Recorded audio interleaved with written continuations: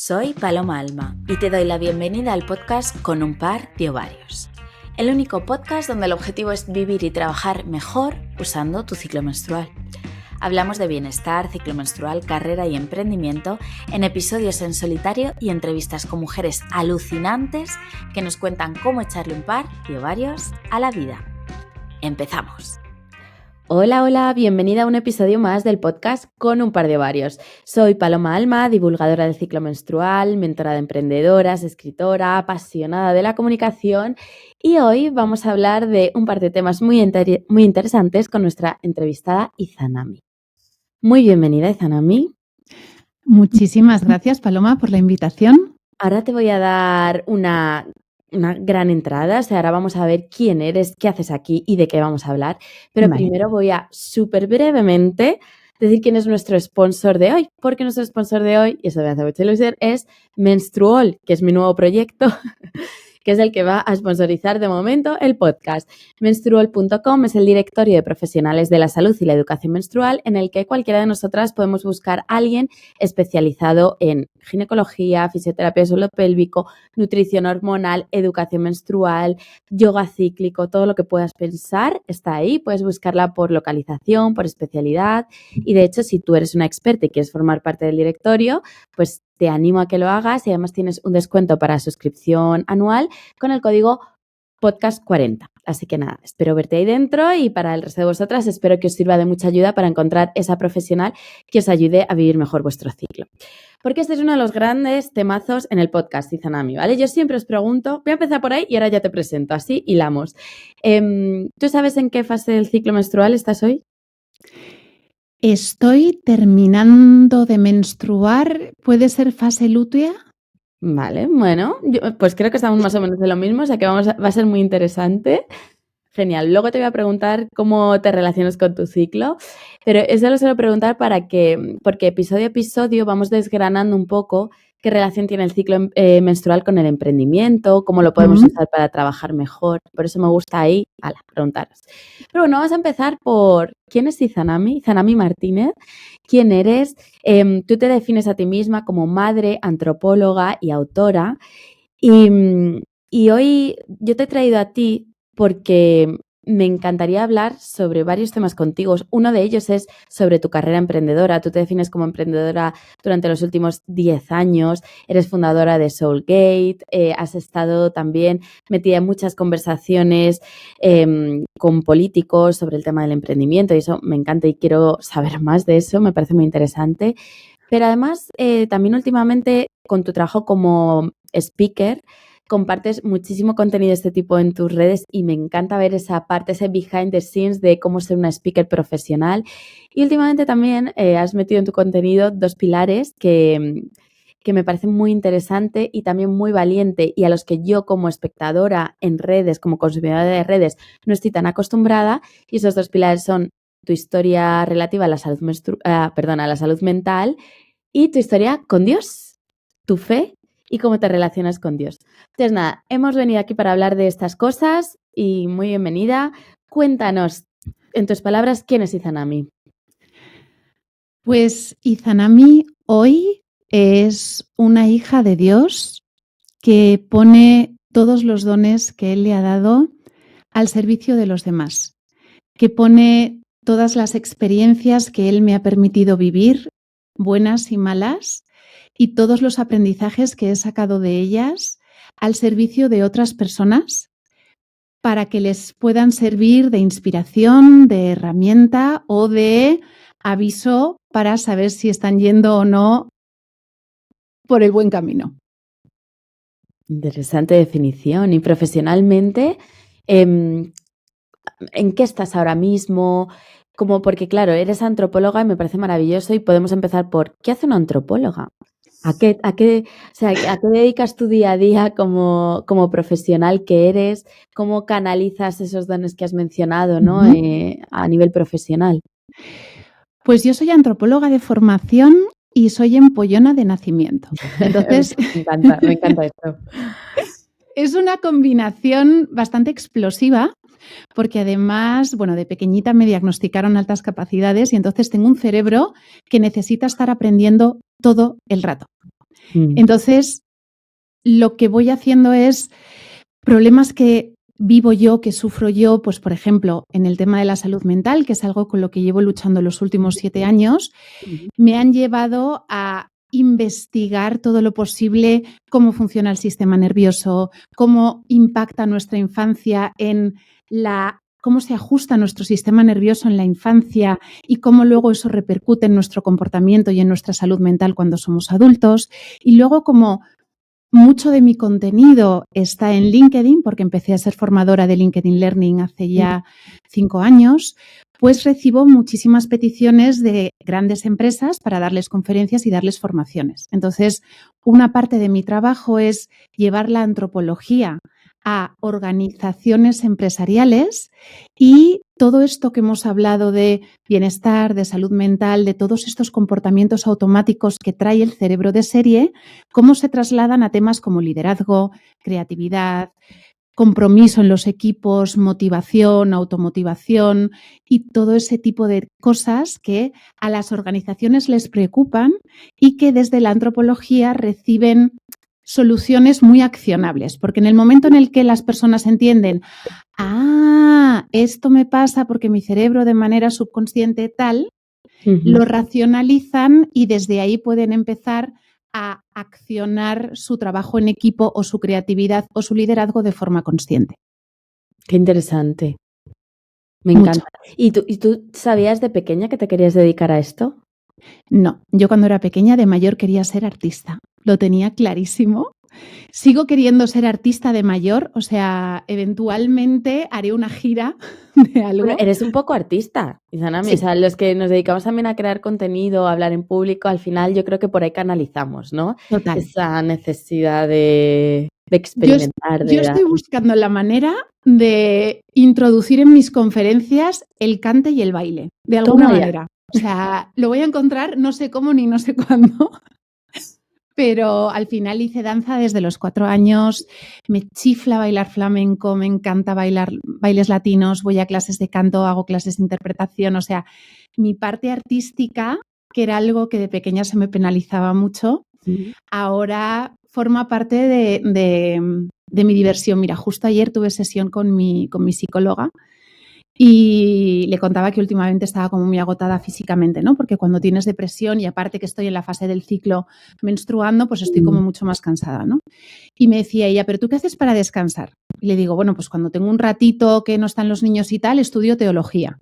Y me dice, claro, pero eso es estudiar, no descansar. Digo, vale.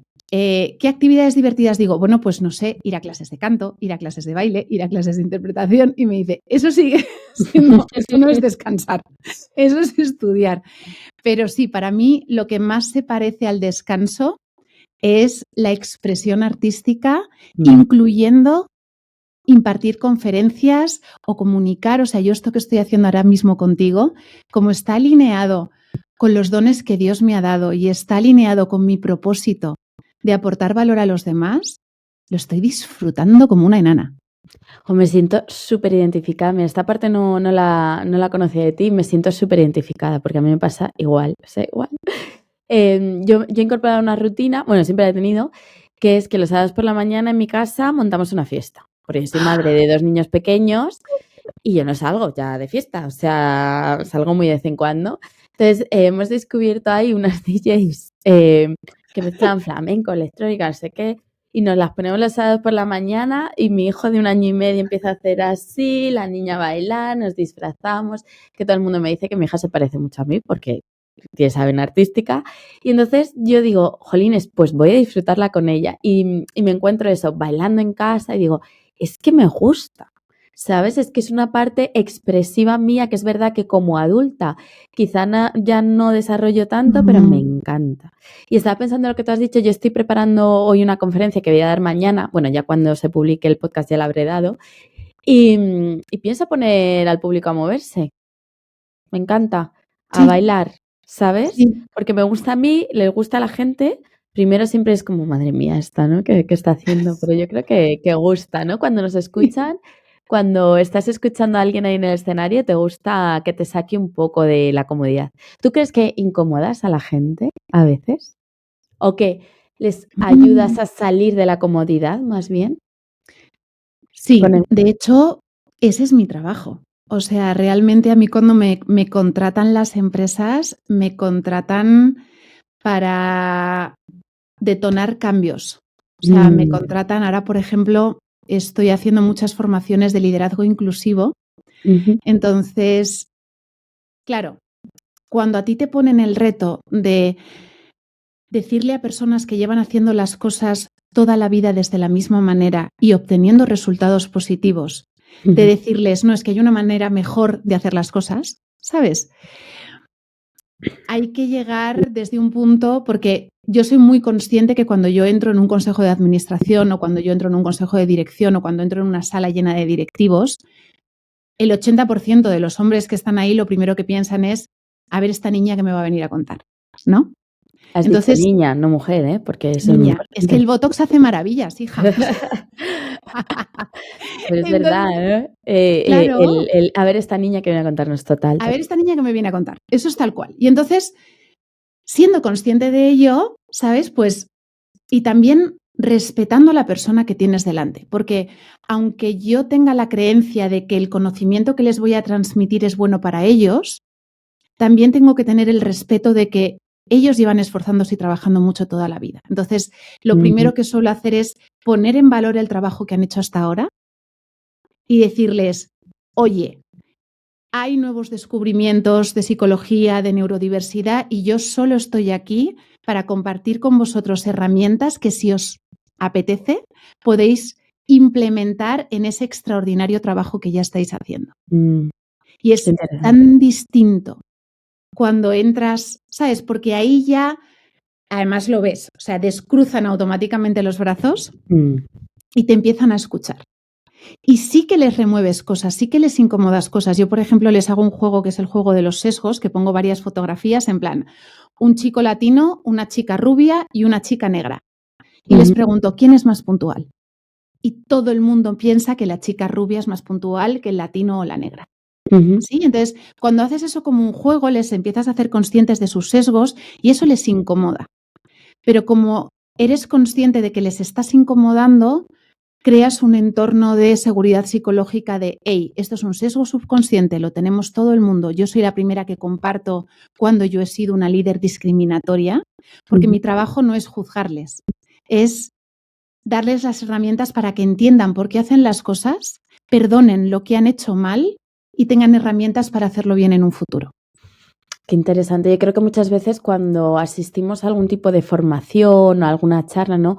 Puede ser que nos sintamos, como tú dices, como, ¿cómo se dice? Interpelados, ¿no? Como, vengo a decirte cómo hay que hacerlo, vengo a decirte cómo se hace bien, ¿no? Y me parece muy interesante esto. Si alguna de nuestras oyentes, por ejemplo, quisiera profesionalizarse como speaker o como conferenciante, me parece un punto de partida muy interesante, ¿no? Total. ¿Qué de tu experiencia como emprendedora, digamos, que te ha ayudado a llegar hasta este punto? Bueno, imagino que todo, creo que todo suma, pero si piensas ahora en tu carrera como emprendedora, ¿no? Que te preguntaba antes, ¿a qué te quieres dedicar de pequeña? ¿Cómo ha sido esa evolución? ¿Qué te llevó a emprender? ¿Cómo de emprender has acabado compartiendo de otra manera tu experiencia emprendedora como speaker? ¿Cómo ha sido ese cambio? ¿Qué te ha llevado a ser emprendedora? Pues yo empecé a emprender súper joven, o sea, con 16 años. Y además esto es una cosa que antes no contaba mucho, porque quizá me parecía que estropeaba mi imagen y tal, pero gracias a Dios, literalmente, ahora como sé que todo lo que soy es válido y que Él lo ha perdonado y que puede aportar valor, ahí va. Mi primer emprendimiento, yo empecé con 16 años a trabajar de camarera en una discoteca, ¿vale? Mintiendo obviamente sobre mi edad. Y entonces, como yo había bailado desde pequeñita, yo había empezado a hacer danza clásica desde los 4 años, había hecho clases de funky, de hip hop, de salsa, de latino, de tal, pues un día después de trabajar, el jefe de la discoteca me vio bailando y me dijo, oye, tú bailas súper bien, ¿qué te parece si te pago 60 euros más y 3 veces a lo largo de la noche te subes a la barra a bailar? En plan barcoyote total. Ah, me encanta, Parcoyote, Total. fenomenal. Y entonces, pues yo empecé a hacer eso Y yo qué sé, como tengo una mente súper inquieta y se me ocurren un montón de ideas, dije, ostras, claro, ¿qué tal si empiezo a buscar más ex bailarinas y ex chicas de gimnasia rítmica? Y entonces empezamos a montar coreografías. Y entonces, o sea, lié una Ay, pardísima en coyote a Cádiz. tope, o sea, No, literal, a tope, o coyote a sea, tope. cogíamos, por ejemplo, el videoclip de Oh, my single ladies, oh, my single ladies. Entonces yo alquilaba salas en gimnasios, nos aprendíamos la coreografía, yo cosía a mano los vestuarios y entonces lo que ofrecíamos a las discotecas era, mira, en vez de la típica gogo que lo único que hace es yo te llevo un grupo de baile que te va a hacer coreografías con el videoclip detrás, tal, no sé qué. Luego empecé a traerme peña de Ibiza que hacía movidas con fuego, con bolas de fuego, con tal, con no sé qué. Y entonces, claro, porque era algo que la noche de Cádiz en aquellos años no existía. Y entonces, la verdad que fue una etapa que me lo pasé súper bien de empresaria de la noche. Hombre, Digo, y además siendo joven, ¿no? Es como cómo pasártelo bien, salir por la noche, que es lo que nos gusta de claro, jóvenes, y encima ganar claro. dinero haciéndolo. Mis padres se horrorizaban y yo les decía, vamos a ver, o sea, para cuando yo voy al baño, me escoltan 4 seguratas, ¿sabes? O sea, no me toca nadie, no me mira nadie, o sea, lo más seguro, o sea, soy la chica que está más segura de toda la discoteca, o sea, no me puede pasar absolutamente nada. Y luego ya de ahí, mi padre, que es profesor de yoga, estaba dando clases en un gimnasio, entonces le ponían al lado del gimnasio el aeróbic, ¿no? Ahí. Y entonces, pues, junto con mi madre montamos un centro de yoga que estuve gestionando durante, pues, hasta los 25 años. Y ahí yo daba clases de yoga, pilates, danza del vientre, tal, un montón de cosas. Mientras que terminaba de graduarme de antropología, cuando me gradué de antropología me vine a Madrid a estudiar un MBA y ahí es donde entré en contacto con el emprendimiento digital. Y si ya emprender me tenía ya totalmente enganchada, porque emprender ¿Qué es es la para única ti? cosa. ¿Qué es para ¿Qué? ti? ¿Qué es para ti emprender? ¿O qué es para ti ser emprendedora? Para mí ser emprendedora es aportar valor a los demás, resolver problemas o ofrecer productos que ofrecen un valor diferencial, mientras que aprendo al ritmo que mi cerebro necesita aprender para no derrapar, básicamente. Por eso, o sea, en toda mi vida he trabajado por cuenta ajena 6 meses. Claro. Creo que esto es algo que nos lleva a muchas emprendedoras, ¿no? Yo lo definía como la capacidad de explorar mis límites, ¿no? Para mí emprender es ser creativa, trabajar creativamente en encontrar soluciones y explorar mis límites, que era algo que sentía que como asalariada pues no podía, ¿no? Es como haces esto y yo hay muerta del aburrimiento queriendo hacer 20.000 cosas. Si Total. vienes a hacer un MBA a Madrid, descubres el emprendimiento digital y dices, amigas, Ostras. aquí...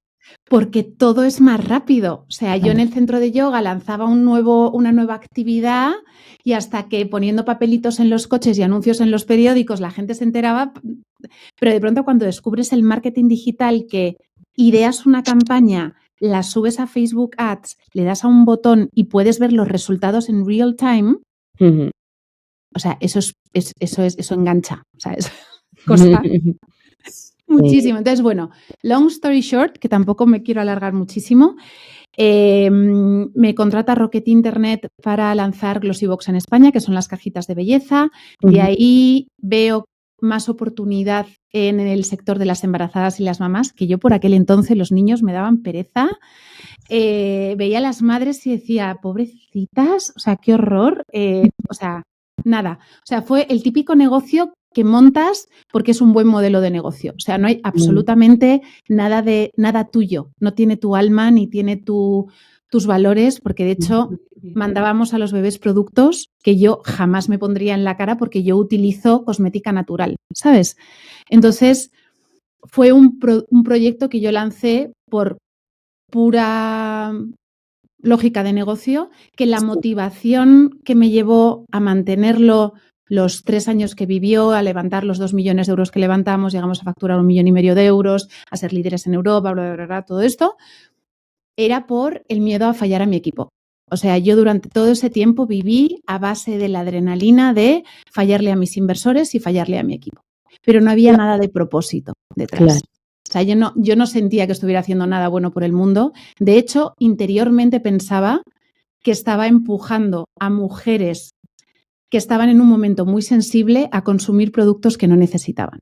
Mm, Entonces, ahora es cuando miro para atrás y yo me acuerdo todas las veces que pedía de, por favor, necesito cerrar esta ronda.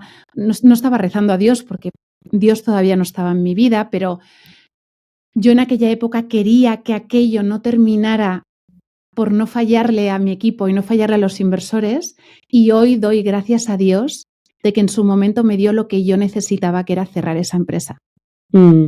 porque me estaba destrozando por dentro, porque era incoherente totalmente conmigo. Qué interesante esto porque efectivamente hay veces que yo no la llamo Dios, lo llamo la vida, pero la vida o el universo, esa energía que nos mueve, sabe perfectamente cuándo tiene que acabar algo y muchas veces nos resistimos. Yo lo he vivido no hace tanto tiempo y yo en el fondo, fondo, fondo de mi alma lo sabía, sabía que eso tenía que terminar, me resistía y al final pasaron un montón de cosas que me llevaron a que acabase y eso ha dado lugar a que esté en un momento mucho más alineado con lo que realmente yo quería. Entonces, qué interesante, ¿no? Totalmente. El acabar.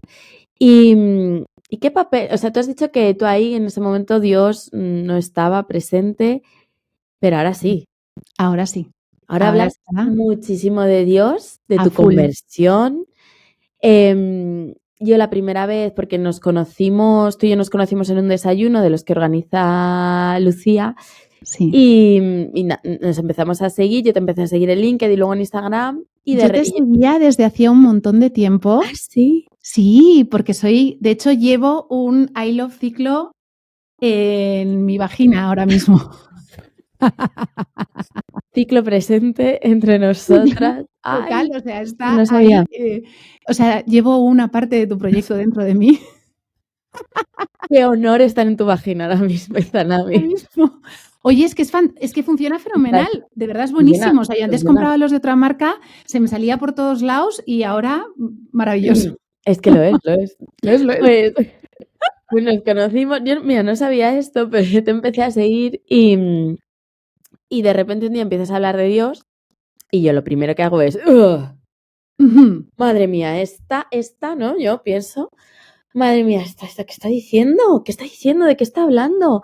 Si es un perfil profesional, ¿qué está hablando? Y ya luego, tú enamoras mucha cámara, o por lo menos a mí me encanta escucharte, me inspira mucho tu manera de hablar, de comunicarte, y me invitas a escucharte, ¿no? Y ya cuando empiezas a hablar, empiezo a entender más y digo, wow, pues es que me apetece escucharle hablar de esto, ¿no? Habrá algún momento que leas algún pasaje de la Biblia y tal, que eso no me llena, pero sí que me gusta mucho cómo hablas del por qué, del qué te ha llevado a tener esa creencia. Y yo sin ser creyente también me siento muy identificada con esa necesidad de salir de nosotros y entender que hay algo más importante que nosotros, que no sé si tú, bueno, te sientes identificada con esta frase, pero yo como emprendedora estoy tan centrada en mí todo el rato, me estoy viendo todo el rato creo contenido donde soy yo, estoy yo, me vendo yo, hablo yo y entonces hay veces que digo, necesito recordarme que hay algo más importante que yo. Y ya no digo mi familia y todo esto, sino como, no, ese recordar que hay algo mucho más arriba de nosotros. Entonces, bueno, eso es lo que yo me llevo de lo que escucho de ti, pero ¿cómo ha sido para ti? Bueno, no solo tu conversión, si te apetece contar algo de eso, pero sobre Sí. todo yo quiero que hablemos de cómo es incluir tus creencias religiosas en tu estrategia de contenido, en tu trabajo. No sé si lo incluyes también en tus conferencias. ¿Cómo es para ti haber traído a Dios a tu día a día laboral, sobre todo? Pues mira, el primer impacto que ha tenido mi conversión, que ha sido muy reciente, hace unos 2 años más o menos, o sea, yo venía de una familia New Age total, o sea, nosotras de pequeñas nos llevaban a que nos hicieran regresiones o registros akáshicos o sea, cosas de esas, ¿no? O sea, vengo de una familia muy Cuando aún pionera no en su estaba de momento, moda, cuando aún no estaba de cuando moda. aún no estaba de moda, por eso, o sea, que todo eso. Bueno, en fin, cuando soy convertida por Dios, porque es una cosa pasiva, ¿no? Él viene, llama a tu alma por su nombre, tu alma responde, llega el Espíritu Santo y hay cosas en tu vida que empiezan a cambiar, de pronto te apetece escuchar música distinta, de pronto empiezas a tener más interés por Dios, empiezas a leer más, entonces es un proceso. Y cuando ya ese proceso eclosiona en ese soy una hija de Dios, que es como me he presentado al principio, necesariamente mi relación, mi comunicación empieza a cambiar, porque el reconocimiento de ser una hija de Dios viene acompañado de una gratitud absoluta y profunda por el amor con el que Él llena ese vacío que yo antes llenaba con más likes, más fama, más ropa, más tabaco, más vino, más toda esa dopamina, ¿no? Yo antes intentaba llenar con dopamina el vacío que Él ahora me ha llenado de amor, ¿no? Y entonces esa gratitud tan grande en lo que se convierte es en una motivación para aportar más valor a los demás. Entonces, a nivel profesional, ahora tengo mucha más motivación para trabajar más duro, aportar más valor. Antes hacía cosas que decía, no, es que por lo que me pagan no me merece la pena, ¿sí? Pero ahora, como es una oportunidad de aportar valor, voy. O sea, ahora es como mi único trabajo como hija de Dios es decir que sí a todas las oportunidades que me permitan aportar valor a los demás y dejarle a Él la dirección financiera, la dirección de marketing, la dirección de ventas, la dirección de todo. Él se encarga, Él me manda las oportunidades y yo lo único que tengo que hacer es el mejor trabajo posible. ¿Hace cuánto tiempo has hecho este paso a confiar en que Él dirija en ese sentido tu vida? 8 meses, 8 o 9 meses. ¿Y qué tal le va como CEO de tu? O sea, en ese sentido, Es ¿cómo has sentido ese cambio? el mejor CEO y el mejor director de ventas que he tenido. O sea, el tío se le da, perdón, se le da súper. Las palabrotas todavía estoy en ello. O sea, el proceso de regeneración de las palabrotas está en ello.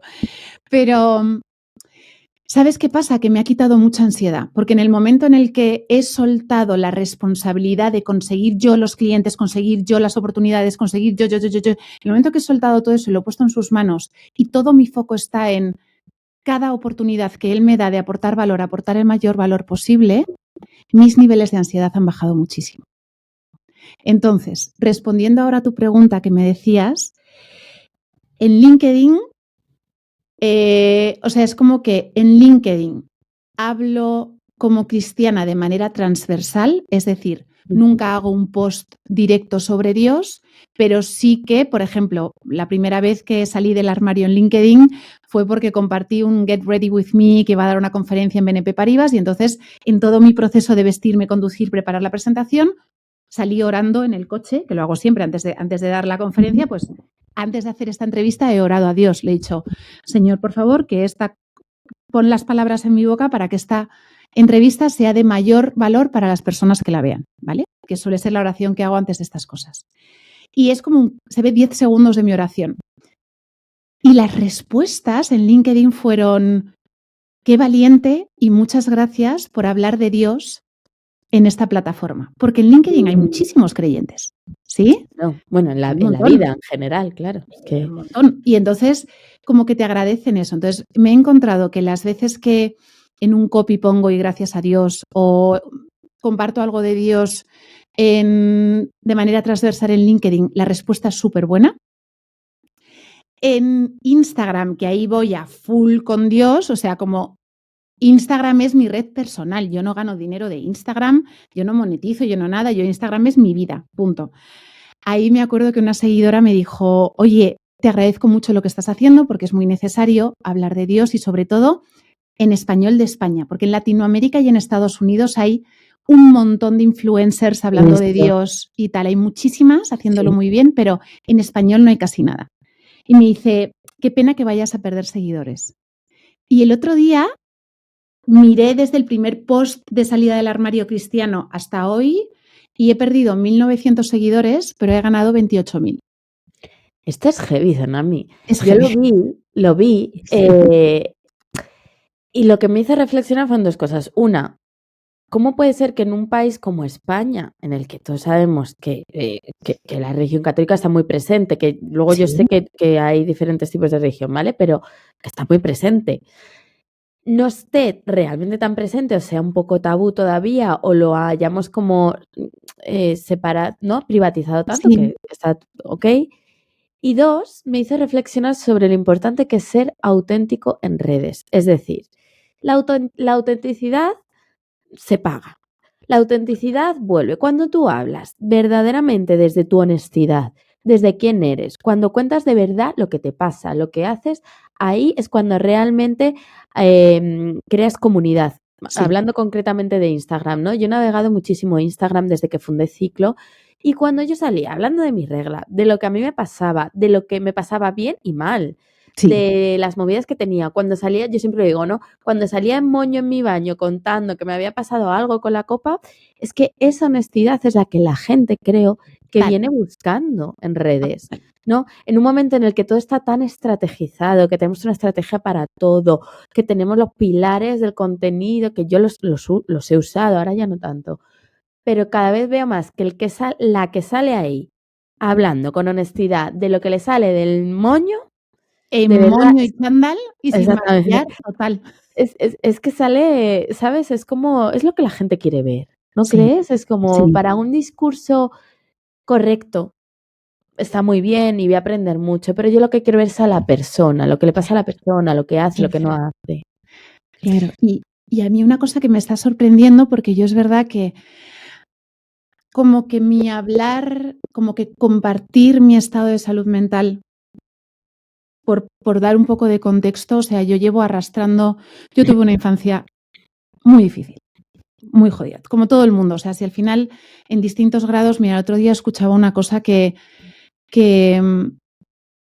no se pueden comparar los traumas de la infancia, porque da igual si te ahogas en una piscina de 2 metros o en una piscina de 20 metros, ¿sabes? Da igual la profundidad, el efecto del trauma te sigue afectando. O sea, que eso se tiende mucho a minimizar los traumas de los demás o a maximizarlos.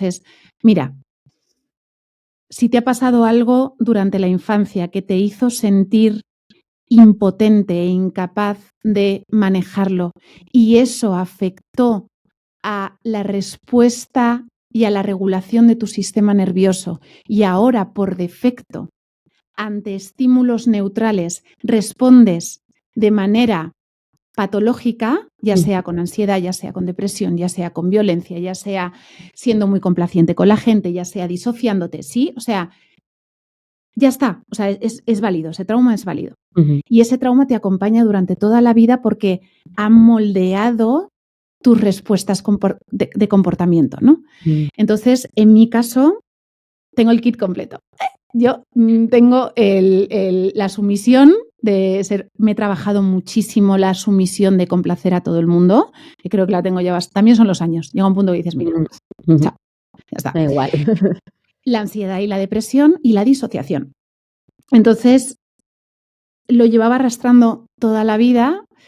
Como mi trauma tiene que ver con la infancia, normalmente las personas que tenemos traumas en la infancia, cuando tenemos hijos, se nos detona, o sea, se abre la caja de Pandora. Chao, hasta luego. O sea, habías sido un adulto funcional hasta ese momento, hasta que tuviste hijos. Chao, se abre la caja de Pandora, ¿no? Y yo, dentro de lo que se podría considerar soberbia, pues me pasé los 7 años que tiene Bosco diciendo, no, yo soy antropóloga, soy superdotada con papeles, o sea, tengo un papel que dice que soy más inteligente que el resto de las personas, yo ayudo a muchísimas personas a arreglar su vida, ¿cómo no voy a arreglarme yo la mía? ¿No? Esa soberbia maravillosa. Y entonces me pasé 7 años intentando arreglarme a mí misma neuronas rotas, que es como me decía mi psiquiatra, o sea, obviamente el mindfulness, obviamente hay un montón de terapias que te ayudan a mejorar tu bienestar, pero las cosas patológicas médicas, tal. Entonces, espera un momento, porque eso me parece interesante, porque yo esto no lo sabía y cuando te escuché a ti compartirlo dije, porque explícanos súper breve, en una línea, para quien no esté tan acostumbrada, ¿no? Esto de la depresión, ¿es porque estás de bajona y no estás animada o por qué es, ¿no? En el sentido en el que tú lo dices. ¿Qué es lo que ocurre en nuestro cuerpo, en nuestro cerebro químicamente que hace que tengas todo en la vida y tú no puedas estar feliz o lo que sea, ¿no? Pero, ¿qué es ese detonante físico que ocurre? Vale.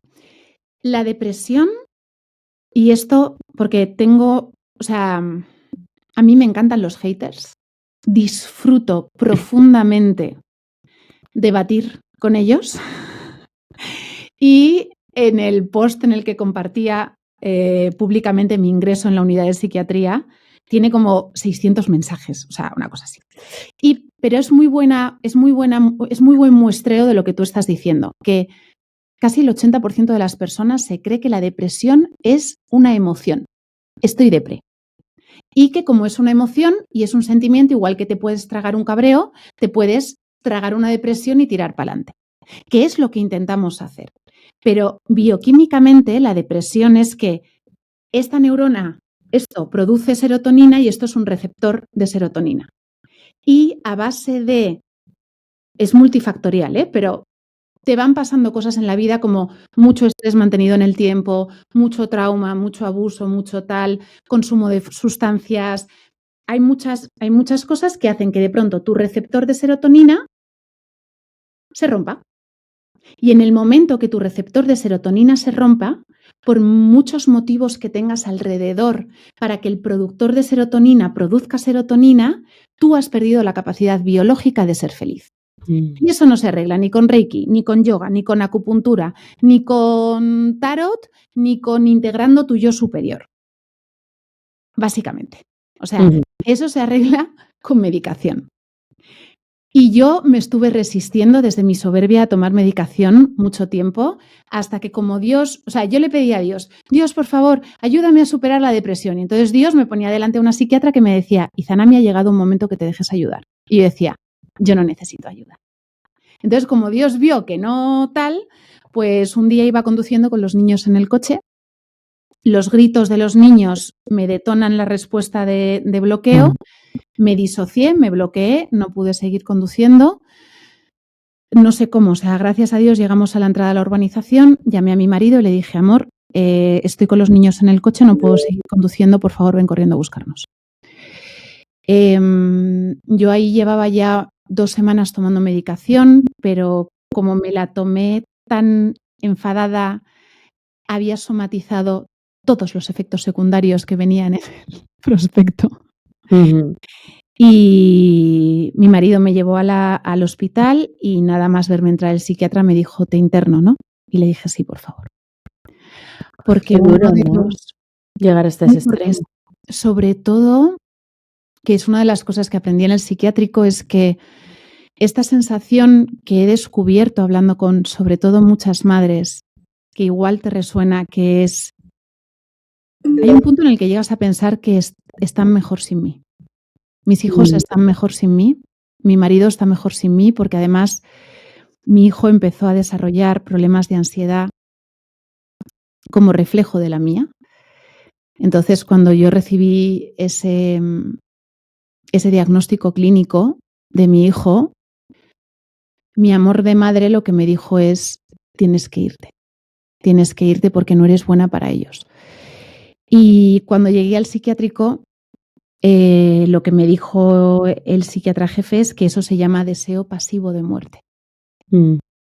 Y es el primer paso, o sea, para que una persona llegue a suicidarse, porque también hay muchas personas que me dicen que no puedo comparar la depresión con el cáncer ni con la leucemia. Y obviamente las enfermedades no se pueden comparar porque cada una tiene su idiosincrasia, tiene sus riesgos, tiene sus sufrimientos, pero la depresión es una enfermedad mortal si no se trata a tiempo. Claro. De hecho, la depresión es la principal causa de muerte entre personas jóvenes en España. El suicidio. Porque primero están los deseos pasivos de muerte, luego empiezas a tontear vas en el coche, a mí me ha pasado, vas en el coche y ¿qué pasa si no giro y me doy contra el muro? ¿O qué pasa si me tomo todas las pastillas de golpe? Y a base de si no se trata a tiempo, llega el día que lo haces. Entonces, es una cosa súper seria. Y es una cosa súper seria porque es que la tristeza tan profunda de tener un cerebro que es incapaz de sentir felicidad, un humano puede soportar una tristeza continua hasta cierto punto.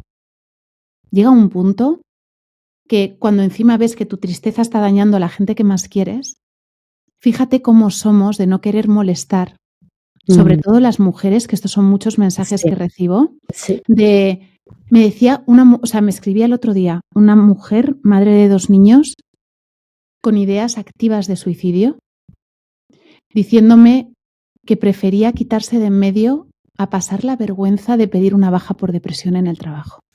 Qué duro esto. Es duro, ¿eh? Es muy duro. Y eso que mira que yo considero que se ha hablado mucho de salud mental en los últimos años, ¿no? La pandemia fue un antes y un después con este tema, pero es verdad que hasta que te pasa a ti, ¿no? Y es muy difícil. Es muy difícil. Es muy difícil. ¿Y cómo estás ahora? Pues ahora estoy con mucha medicación. O sea, ahora mismo estoy muy, muy medicada. Estoy muy medicada porque aquí hay 2 trabajos que hacer. O sea, la medicación lo que hace es mantenerte emocionalmente estable, pero claro, el trauma sigue ahí.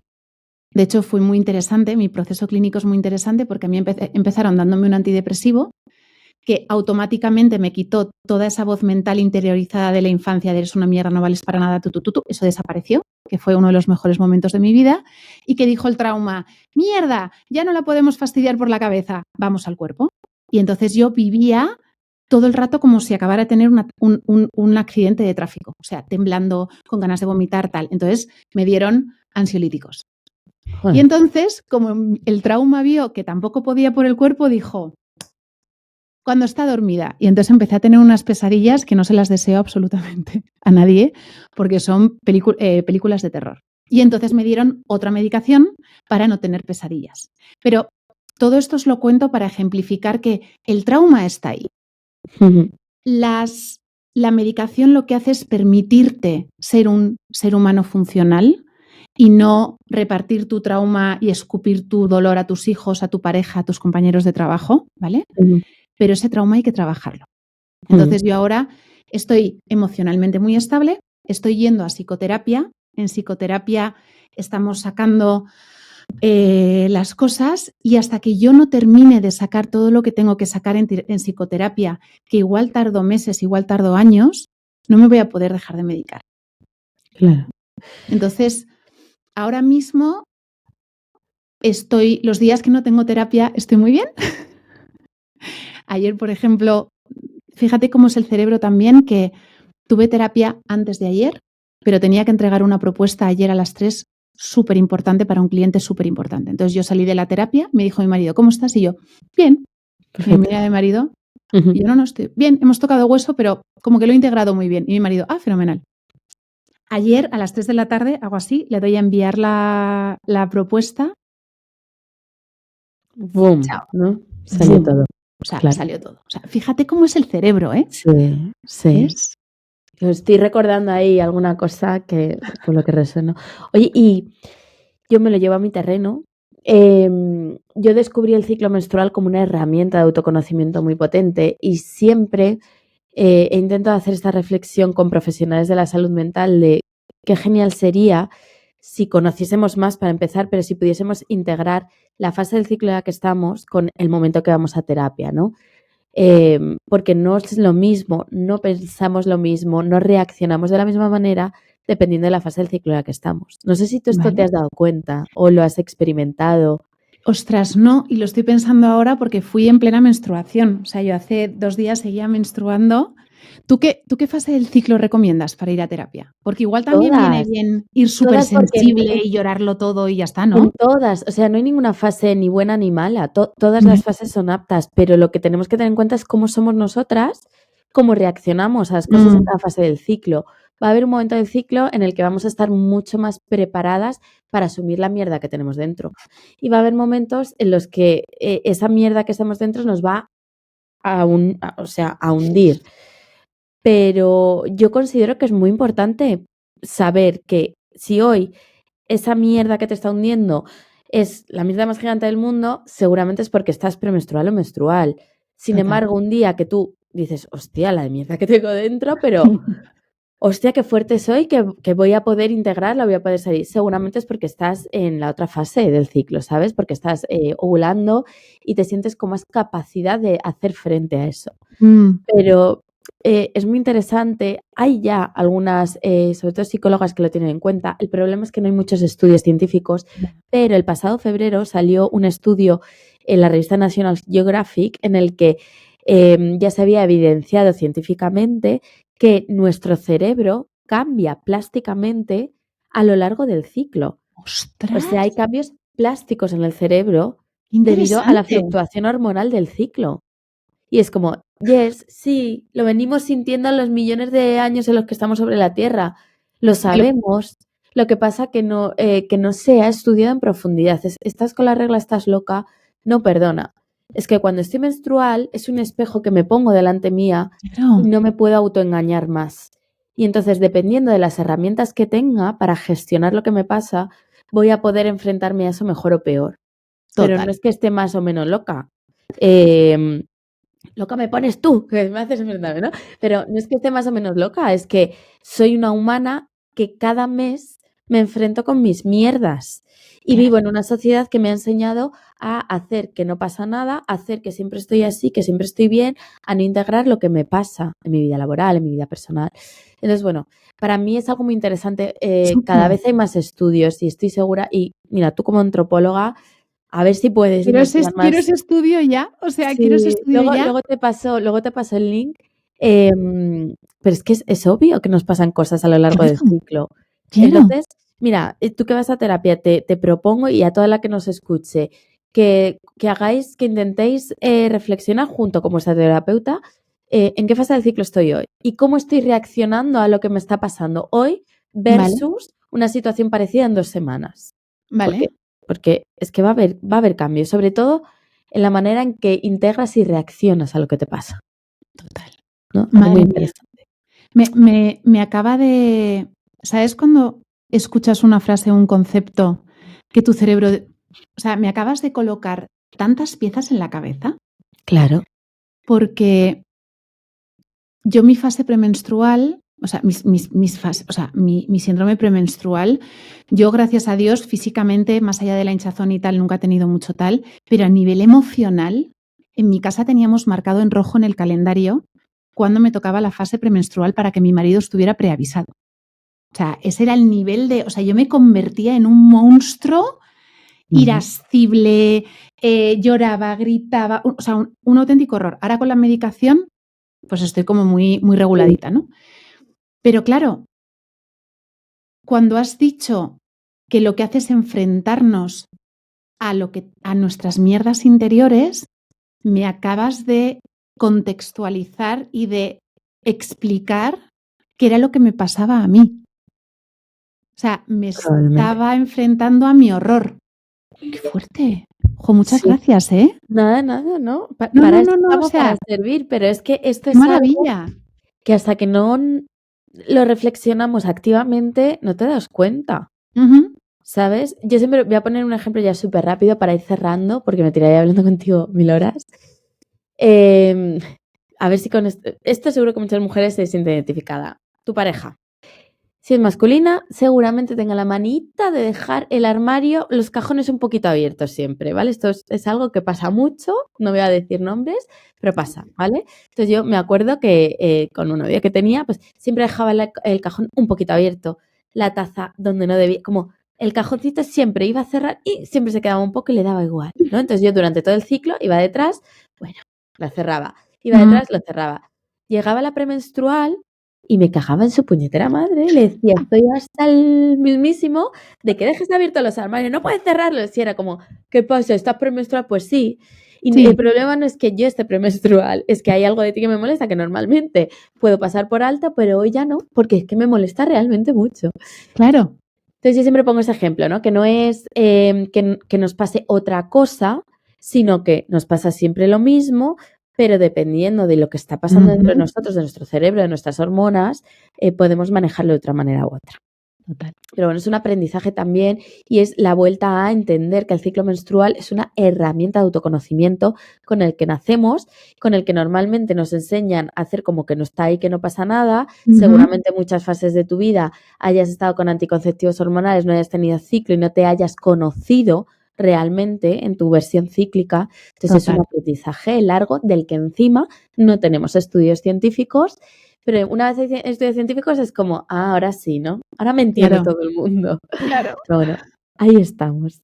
Oye, Zanami, ¿hay alguna rutina? Tú has mencionado que, por ejemplo, rezas antes de hacer una conferencia, un trabajo, Ujú. algo, pero ¿hay alguna, te gustaría compartir con nosotros tu rutina de autocuidado diario? Como emprendedora, como speaker, teniendo en cuenta las Mm, circunstancias que nos has contado, algo que nos sí, pueda ayudar o inspirar para incorporar a nuestras rutinas, algo que te guste mucho. pues es que ahora mismo, o sea, yo he pasado de ser, porque yo cuando empecé a intentar entender por qué se había hecho todo lo que me habían dicho que tenía que hacer para ser feliz, era biológicamente incapaz de serlo. Por donde empecé fue por la alimentación, de, oye, si mejoro mi alimentación, ¿no? Igual soy más feliz. Si tomo más chía, igual soy más feliz. Si hago Mm, más yoga, igual soy más feliz. Y luego fui viendo que mi bienestar mejoraba, pero el agujero seguía ahí, ¿no? Entonces, he pasado de ser una health freak con una rutina de 1000 pasos del batido verde, el limón con vinagre, 8000, mm, a ser una señora con depresión que si consigo ducharme todos los días, doy gracias. Hoy no me he duchado, por eso llevo moño. ya, Entonces, no se notaba, no se no notaba. se notaba. Pero, a ver, cosas que hago. Hablar con Dios me da muchísima paz y es algo que procuro hacer sí o sí antes de irme a dormir y lo primero que hago cuando me levanto. Leer la Biblia me ayuda muchísimo también, escuchar música de alabanza y luego los días que me ducho, terminar la ducha con agua súper fría Mm, y aguantar todo lo que sea capaz, porque el frío tiene muchísimos beneficios porque genera grasa parda, que adelgazas más rápido y cosas de esas, pero el principal efecto que tiene es que te resetea el sistema nervioso. Entonces, si tú te has despertado con el sistema nervioso en modo de lucha-huida o en disociación, te das una ducha de agua fría y vuelves al sistema parasimpático de calma. Estas ujú, escenas horribles de los psiquiátricos o, por ejemplo, a los perros que se les separa con agua, ujú.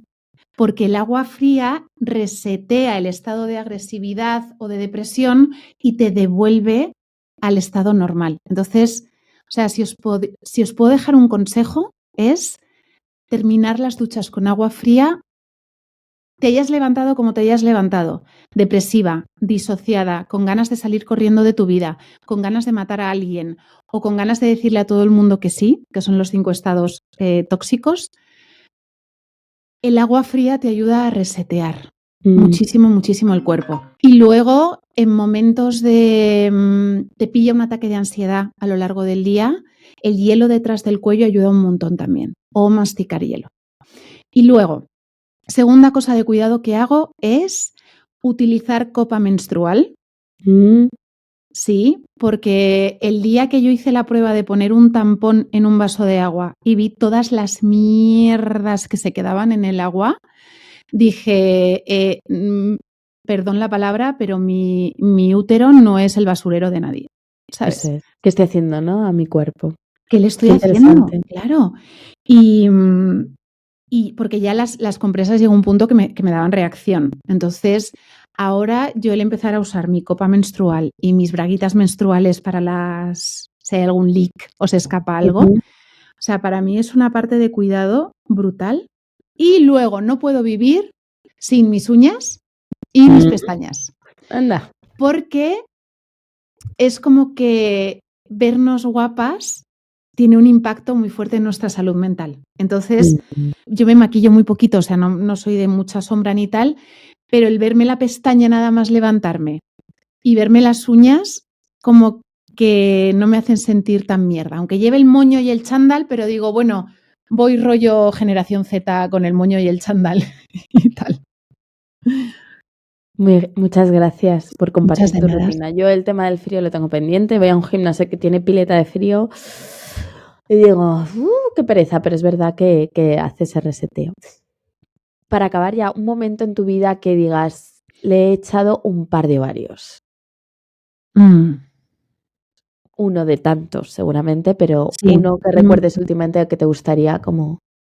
Pues mira, le tuve que echar un par de ovarios porque hay un momento en el proceso de conversión en el que le entregas todo a Dios, en el que te sientas, cierras los ojos y en tu cabeza le dices, ok, pongo mi negocio en tus manos, ¿no? Lo que hablábamos antes, de acaba de ser usted nombrado presidente, director financiero, director de marketing, director de ventas y community manager. Ujú.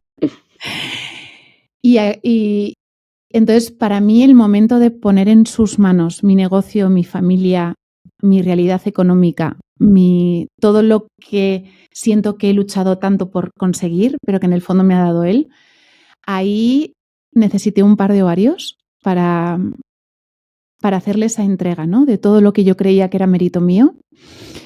Y, por ejemplo, ayer no tuve los ovarios de mirar de frente a todo el dolor. O sea, cuando envié ese mail y terminé, y entonces dijo, todo el dolor que se abrió la puerta en terapia, se puso de frente, me miró y me dijo, hola, ¿quieres pasarte llorando las próximas 5 horas? Y no tuve los ovarios. Así que como tengo un sistema nervioso muy entrenado a pasar de un estado a otro, elegí la disociación, me quedé sentada en el coche desconectada de la vida un rato y no tuve los ovarios de enfrentarme a ese dolor. No sé cómo, cuándo lo voy a hacer, lo hablaré con la psicóloga, pero desde luego tengo que ir de poquito a poquito y con la ayuda En 2 de... semanas, cuando estés ovulando. A ver, esa es buena. Esa es buena. A ver qué pasa.